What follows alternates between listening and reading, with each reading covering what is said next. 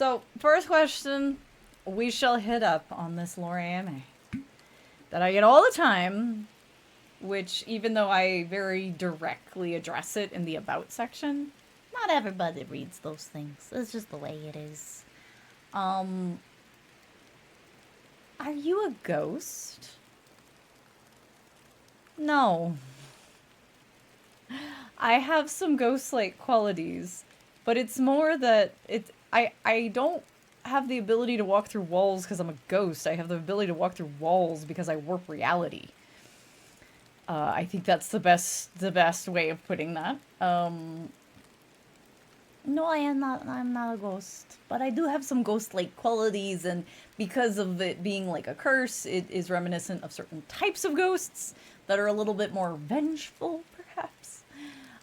So I don't mind the comparison, but no, I am not a ghost. The reason you don't see my legs is not because I have a ghost tail. I promise. I'm not hiding anything. I'm just a floating torso for the moment. A reality warper on the foundation. Look, we're gonna play Secret World on Monday, and I made myself in that game, best of my ability. You're gonna see. I picked Chaos Magic. Anyway, um,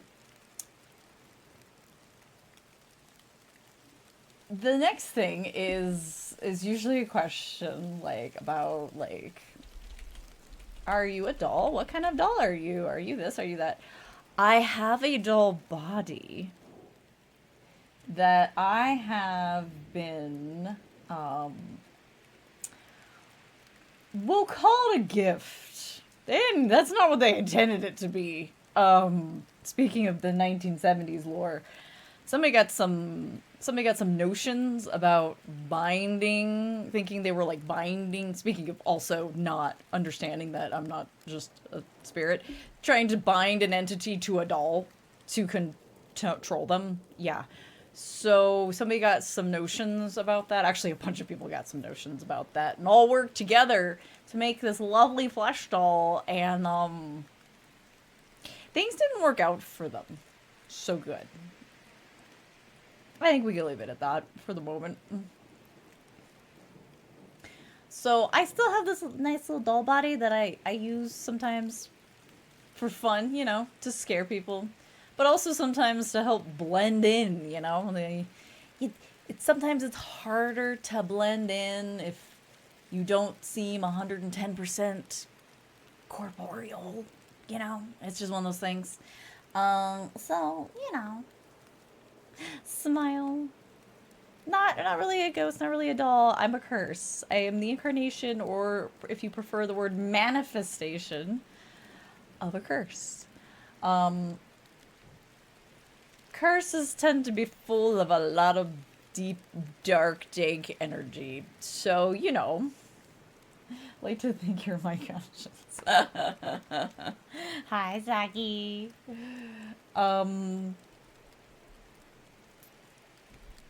but yeah, then we get into like people are like, what exactly is a curse? Well, there's lots of different ways to, there's different kinds of curses and different, you know, situations where maybe there really is a curse, and sometimes it's just bad luck. I'm sorry, it's just the way it is. I should know. Um, Making you a doll, I'm gonna be haunted. Sounds fair. I didn't see. It's not that. No, no. I'm not saying you'll be haunted. If someone were to attempt to be like, no, I'm gonna do it again. I'm gonna bind that fucker to that doll. You would not. No, no. I left one alive. We'll leave it. Let's leave it at that. I left one alive to tell the tale. That's all that was needed. Um, no, no. That's not like, oh, I'm going to scare you and let you go. That's screw you for trying to take away my autonomy. Curse of debt, curse of taxes. Yes, those are very tangible curses that we can all experience in our lives. You tempt fate, but why would you want to do that? I don't understand. Um, I like the explanation of a curse in the way that, you know, because Juon means grudge, it means curse. Well, Kuon is curse. But anyway, Juon versus Kuon, we won't get into the etymology, all the etymology there. But the idea of a grudge being like, okay, really bad thing happened here, and so it sticks around and it manifests into this thing. And so that's kind of my situation where like really bad things happened when I was still alive. But I came back better with a little help. And some of that help was not intentional. They didn't mean to help. They were trying to hurt. And I don't know. I outsmarted them. What can I say?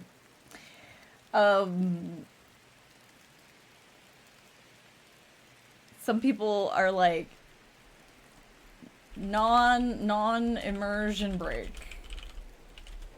How old you? How old you? Yeah, how baby girl. Anybody got a bingo card? That's cat meows in the background.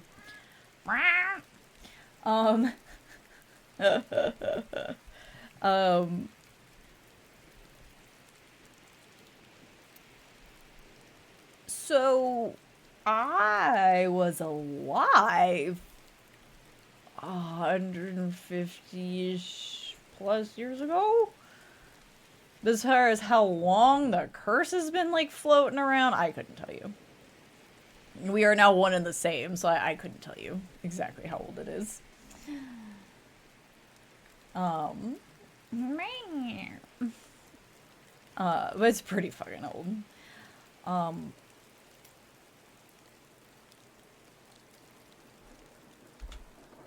Let's see, was there another one? Oh, someone asked not too long ago, but like, what is the haunt? And I also addressed that in the about section. The haunt, as far as the stream goes, is the capital W woods outside of the capital T town, where all the weird kids and the misfits go to hang out.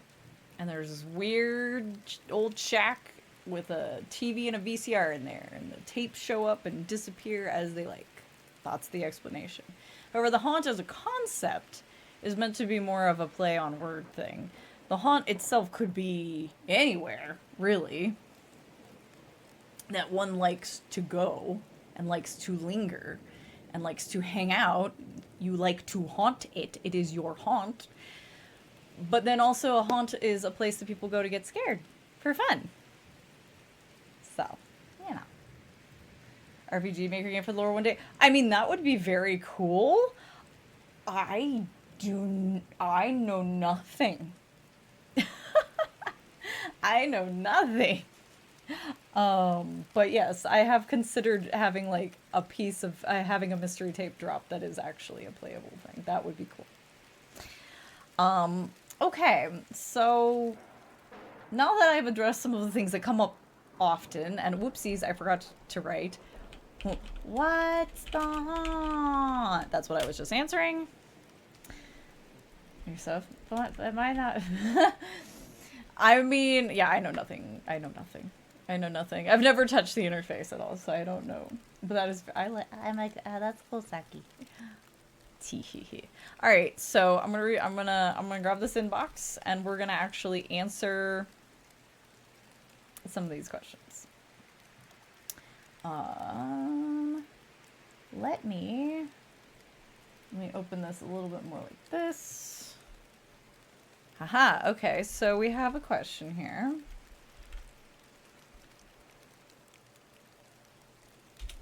There we go. How many people do you estimate have been affected by the curse?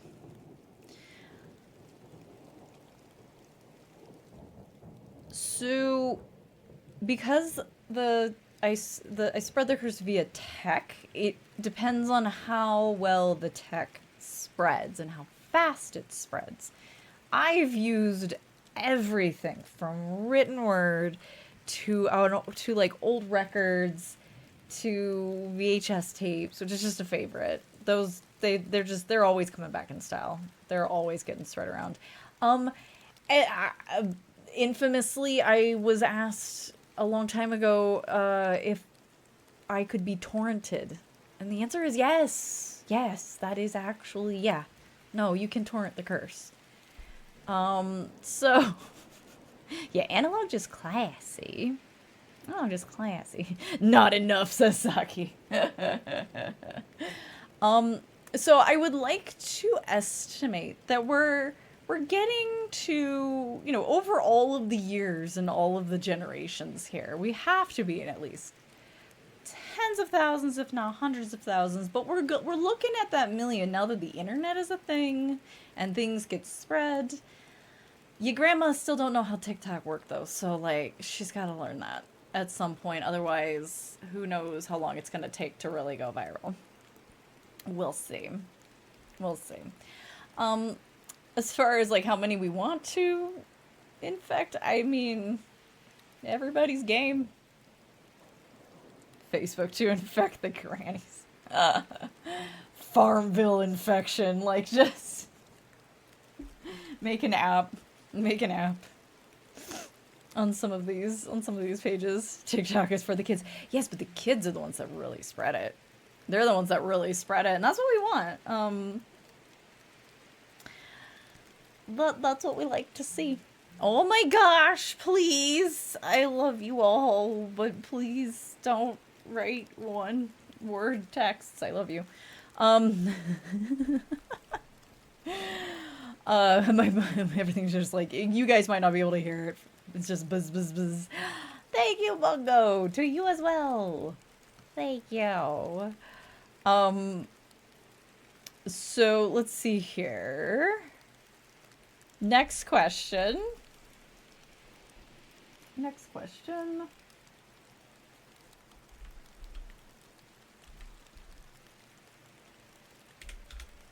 Let's see, where should I put this line break? There we go.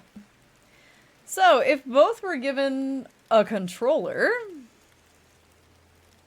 I love the text are one word at a time. Yeah, like they're kind of fine if you have your if you have your notif set a certain way and it's on like a messenger and not like text messages, but text messages are gonna buzz every freaking time.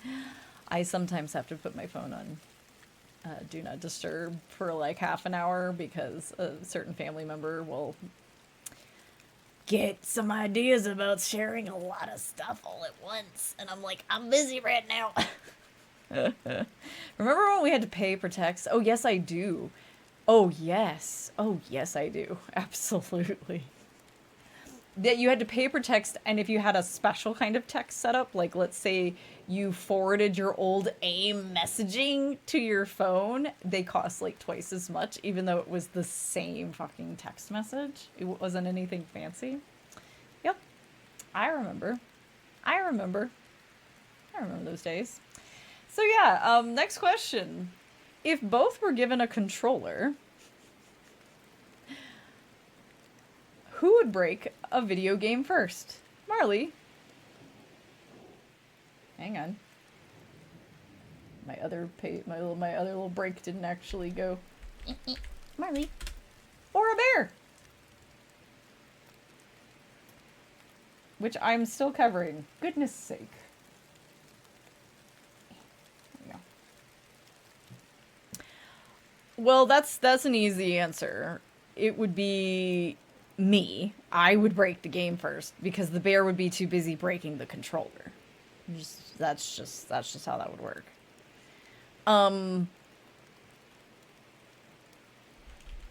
Yeah, I'd say that one's pretty straightforward. And here I'll give you guys the link one more time if anyone's like, oh, I just thought of something I want to add.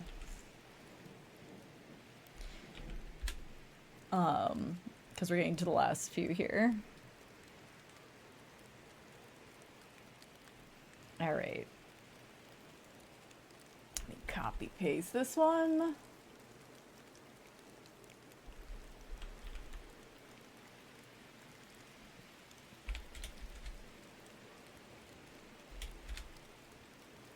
What would you say is the funniest moment of your streaming career, VTubing, whatever the heck it's called? funniest moment.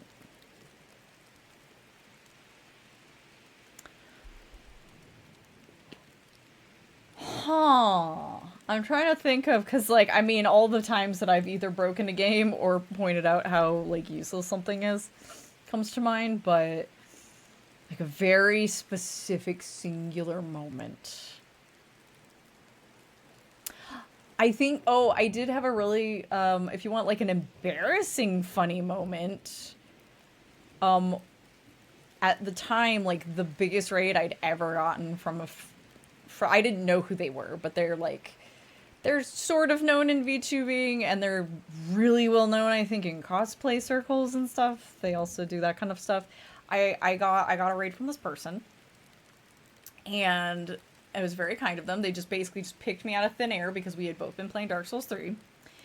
And they came in, and I was so, like, surprised and nervous because I had never gotten, like, a raid that size before, that I almost raided right back to, because I went to /shoutout and instead I went /raid. And luckily somebody noticed and pointed it out to me before it happened, because it would have raided back to an offline channel. I don't know why it was letting me raid towards an offline channel, but that's fine. Good job, Twitch. It was really funny.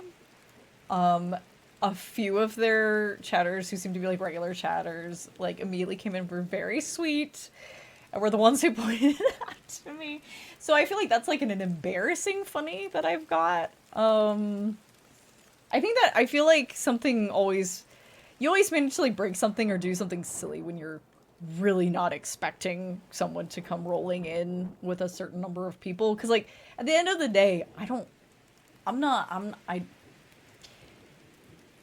numbers matter as far as like growing and, you know, making money doing this stuff. But as far as like me just appreciating people just showing up, I don't give a fuck if your raid is 1 person or 1,000. I don't give a fuck. I just appreciate that you thought, hey, I want to go take my people over here, and like you picked me out of all the live channels at that moment. You picked me. That's what matters. That's what's important. But when you get one that's like bigger than the ones you normally get, sometimes you get a little flustered. You're like, oh, hello.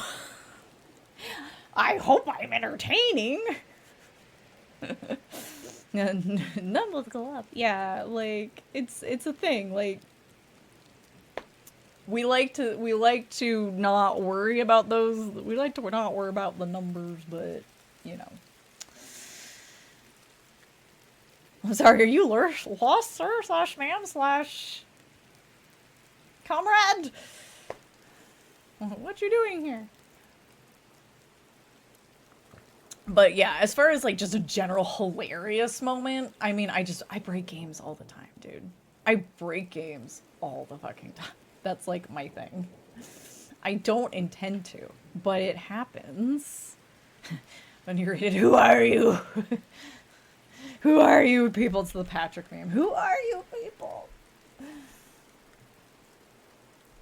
Alright. Alright, let's see.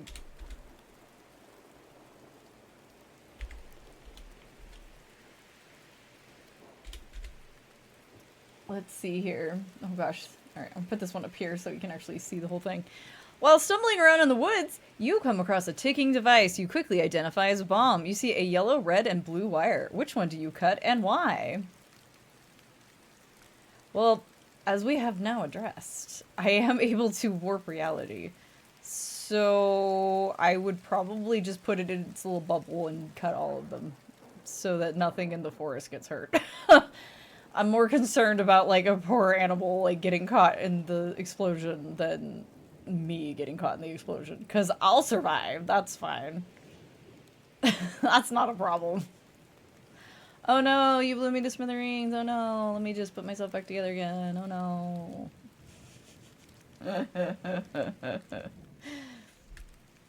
Yeah, we're more concerned with making sure that there's not collateral damage.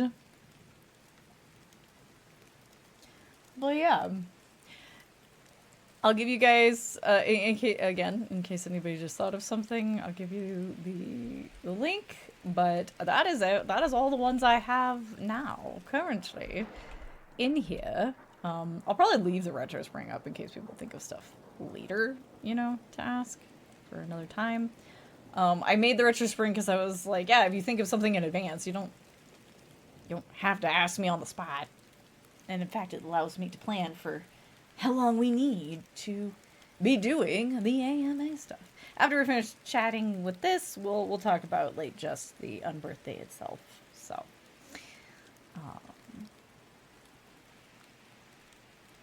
yeah. Here we go. If you could have one snack forever, tell me why it would be dino nuggies. As long as they're vegan. And the answer is because dinosaurs are awesome. They are the superior nugget shape. Dino nuggies are always relevant, legitimate, and the best.